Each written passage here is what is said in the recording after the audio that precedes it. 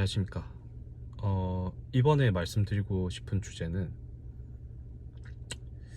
시장과 관련된 거시적인 부분에 있어서의 제 스스로의 개똥 철학으로 분석해본 제 예측입니다. 아시다시피 제 수익률은 처참하고 투자 기간은 생각보다 또 짧고 한 3년 정도밖에 안 되기 때문에 이딴 게 뭘 알겠냐 하지만 어쨌든 제 개인적인 생각이니 그냥 이 인간이 뭐 헛소리 하네 이러면서 그냥 뭐라고 하는지만 들어보시면 좋을 것 같습니다. 일단 저는 경제학과 출신이 아니기 때문에 경제적인 뭐 용어 정리나 지식에 있어서 정말 그냥 돈을 벌기 위해서 공부를 했던 그런 사실관계들을 종합한 수준이라는 거를 참고해 주시면 감사하겠습니다. 제가 일단 개인적으로 추종하고 있는 대가 분들은 뭐 2분 정도가 계시는데 그냥 좋아하는 사람이에요. 그리고 그 사람들 얘기가 여태 좀 맞아왔기 때문에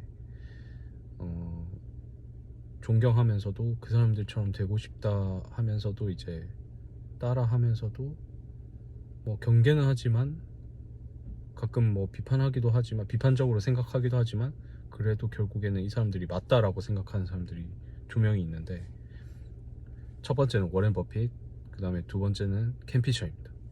켄 피셔는 뭐 아시는 분들은 아시겠지만 굉장한 그 상승론자입니다.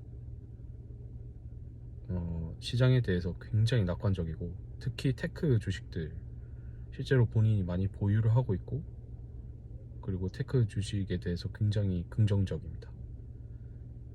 저 또한 마찬가지이긴 합니다. 그러니까 이제 세배 레버리지 속슬이나 TQQQ에 거의 전 재산을 몰빵하고 있는 거고요. 아이온큐와 같은 스타트업에 어찌 보면 이건 VC의 영역이거든요. 벤처 캐피털. 근데 사실 뭐 그런 부분까지 혼자서 파보고 이제 좋다고 생각하니까 투자를 하고 있겠죠. 근데 이제 켄 피셔 같은 경우에는 굉장히 뛰어난 그 거시경제 예측론자로 정평이 나 있습니다. 그 월가에. 그래서 본인이 책도 많이 썼고요. 그 책에 대한 리뷰도 좀 해보고 싶긴 한데, 어쨌든 책을 보면은 대부분이 이제 데이터에 근거한 플러스 인문학적인 지식 플러스 본인의 경험, 이런 것들로 지필이 돼 있어서 조금씩 겹치는 내용들이 있긴 한데, 그 겹치는 내용들은 그만큼 본인이 생각했을 때 중요하다고 생각하는 내용들이기 때문에 계속 지필을 하는 중에 이제 언급이 되고 있겠죠. 어쨌든 이 켄 피셔 같은 경우에는 거시경제를 다룰 때 퀀트들이라고 하죠. 그 시장과 관련된 데이터들을 기반으로 투자하는 사람들, 오로지 이제 뭐 인문학적인 그런 부분들을 고려하는 것이 아닌 그냥 어떤 주식들이 뭐 이러한 때에 수익률이 좋았다, 역대 그랬다, 그러면 지금도 앞으로도 좋을 것이다, 이렇게 이제 과거의 데이터들을 기반으로 순수한 그 수익률 통계를 통해서 앞으로의 투자를 결정을 하는 그 퀀트들과 비슷한 관점으로 이제 거시경제의 패턴을 분석을 하고, 거기에 있어서 이제 역사는 반복된다라는 관점에서 지금은 역사적으로 이랬었기 때문에 거시는 이쪽으로 흘러갈 가능성이 크다라고 예측을 많이 하시는 편입니다. 그래서 좀 서론이 길었는데, 켄 피셔 같은 경우에는 지금 당연히 시장 상승한다라고 생각을 하고 있습니다. 사실 코로나 전후로 가장 뛰어난 예측을 한 사람이 결국엔 캠피셔인데, 당연히 그랬겠죠. 낙관론자이기 때문에 코로나가 왔을 때도 이거 그냥 일시적일 것이다, 시장 급반등한다 라고 얘기를 했을 거고. 근데 이제 2021년은 사실 완전히 실패를 했죠. 본인도 그 실패에 대해서, 예측 실패에 대해서 시인을 한 바는 있습니다.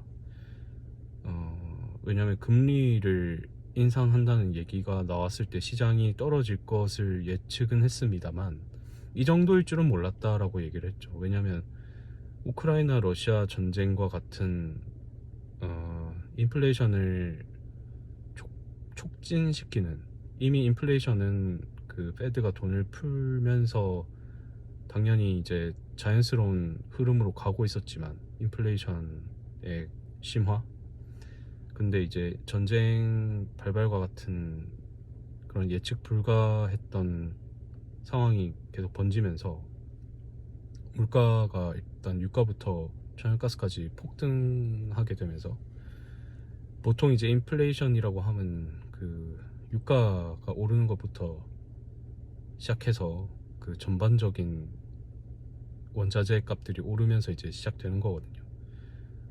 그 가장 큰 예가 이제 유가인데, 거기에서부터 이제 어긋나기 시작했죠. 그 인플레이션이 너무 폭등하니까 금리 인상과 이제 경기 침체에 대한 우려가 가속화되면서 시장에 대한 불안감도 커지고, 그러면서 이제 시장에 풀렸던 돈들이 순식간에 다 빠져나가면서 하락을 맞이했죠. 하락을 맞이한 지 꽤 됐습니다. 그래서 저점에서 좀 반등을 하긴 했지만 그래도 지금 고점 대비해서 굉장히 많이 빠진 상태죠. 이런 것들을 캠피셔는 그 예측을 사실 하지는 못했습니다. 그래서 캠피셔에 대한 믿음이 굉장히 좀 많이 떨어졌어요, 개인적으로.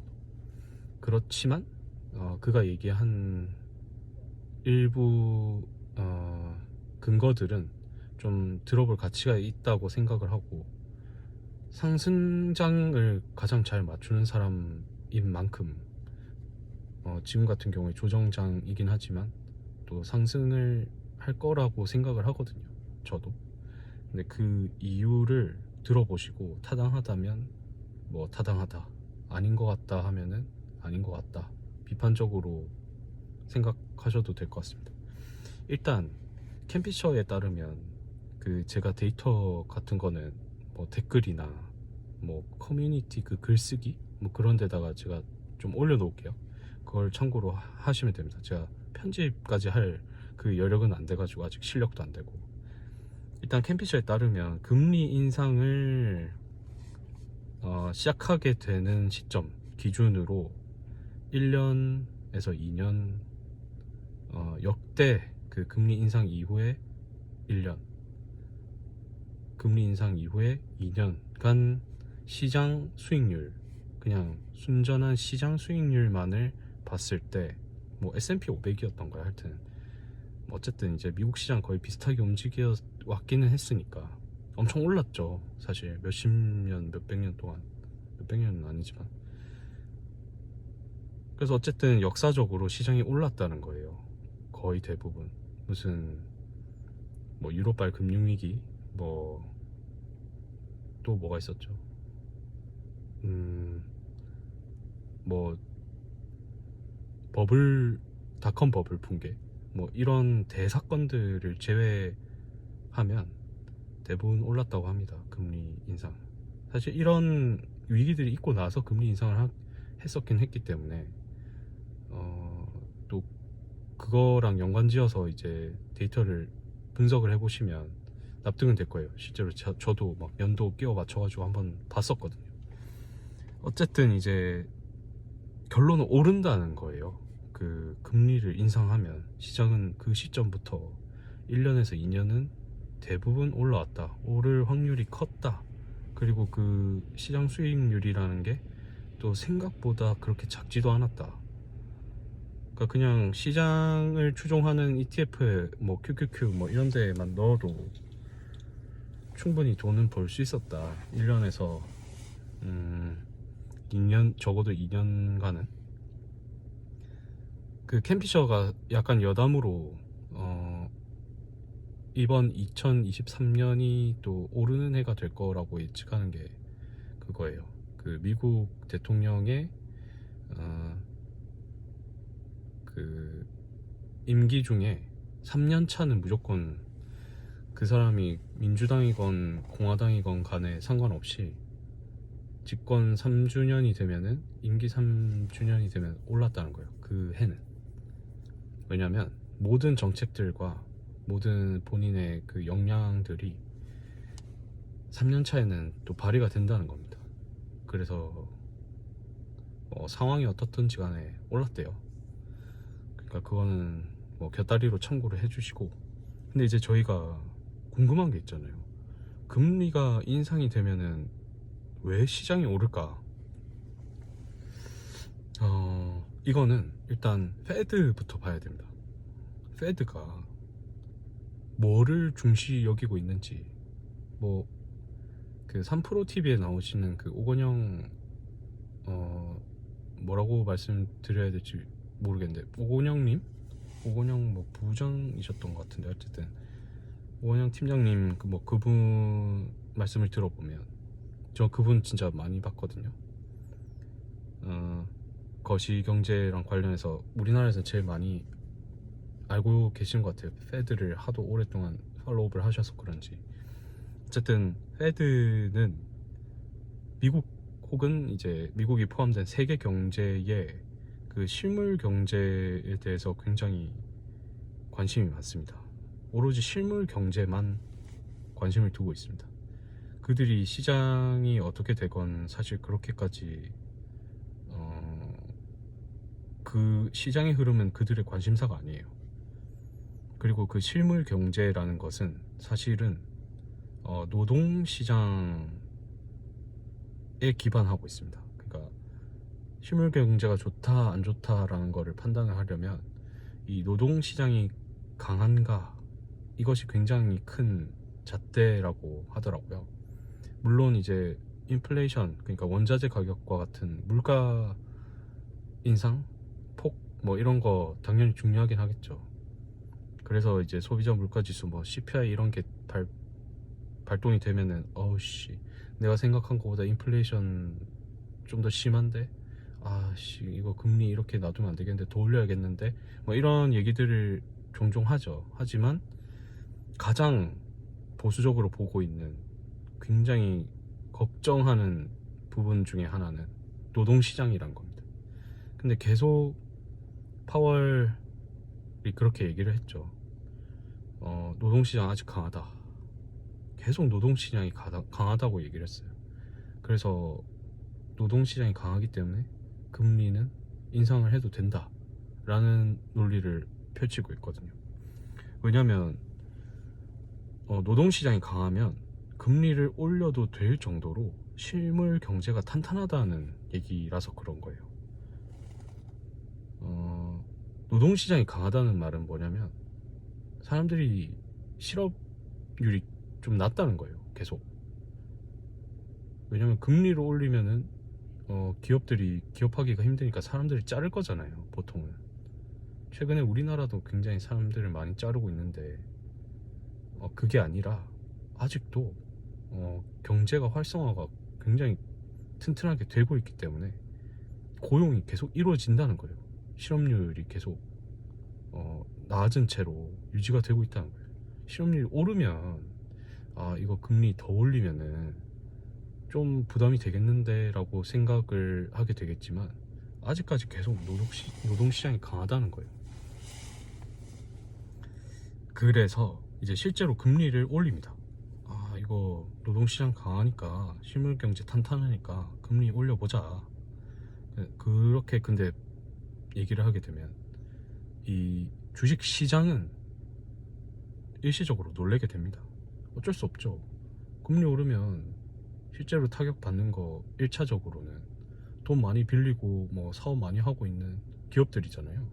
세금도 올라오고 뭐 그럴 거 아니에요.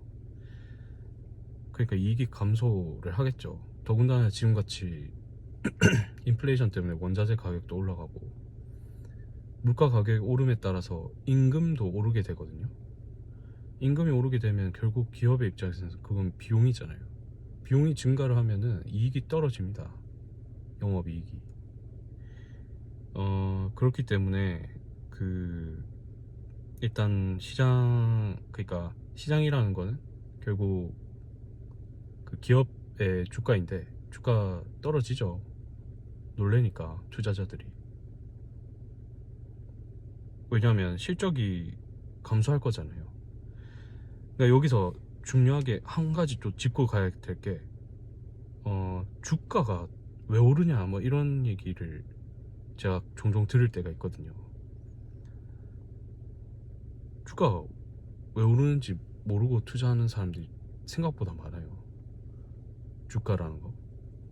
어떤 기업의 주가가 왜 오르냐, 실적이 잘 나올 것에 대한 기대감 때문에 오르는 겁니다. 실적이 잘 나올 거니까 얘는 더 오를 것 같다. 뭐 본인의 주가가 상승했다 뭐 이런 얘기 있잖아요. 그러니까 나중에 더 오를 때 사면 늦을 것 같고, 다른 사람보다 먼저 상대적으로 저평가 구간을 선점하고픈 사람들이 비교적 많아지면서, 그러니까 수요가 올라가. 그만큼 수요가 많아지면서 그 주식의 가치, 그 기업의 가치가 더 커지고,